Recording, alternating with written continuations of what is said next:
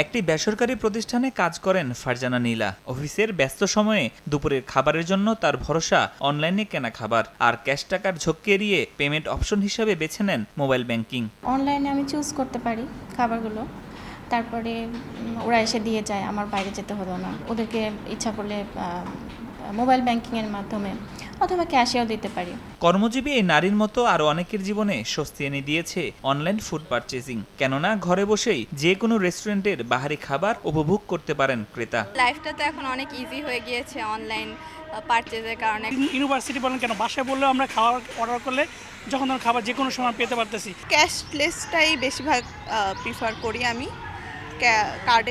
কার্ডে অথবা বিকাশ। পেমেন্টগুলো আমরা মোবাইলের মাধ্যমে, বিকাশের মাধ্যমে বা অন্য কোনো কিছুর মাধ্যমে করে ফেলি। শুধু খাবার নয়, বিভিন্ন মোবাইল ব্যাংকিং প্রতিষ্ঠানের ক্যাশব্যাক আর ডিসকাউন্ট অফার নতুন মাত্রা যোগ করেছে এমন কেনাকাটায়।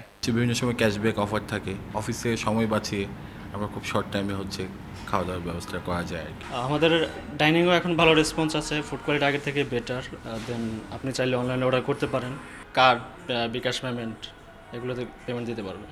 সময়ের সঙ্গে তাল মিলিয়ে ফুড ডেলিভারি আর পেমেন্ট পদ্ধতি মানুষের জীবনযাত্রা আরও সহজ করে করেছে ঝামেলামুক্ত, এমনটাই বলছেন সংশ্লিষ্টরা। ফরহাদুর রহমান, সময় সংবাদ, ঢাকা।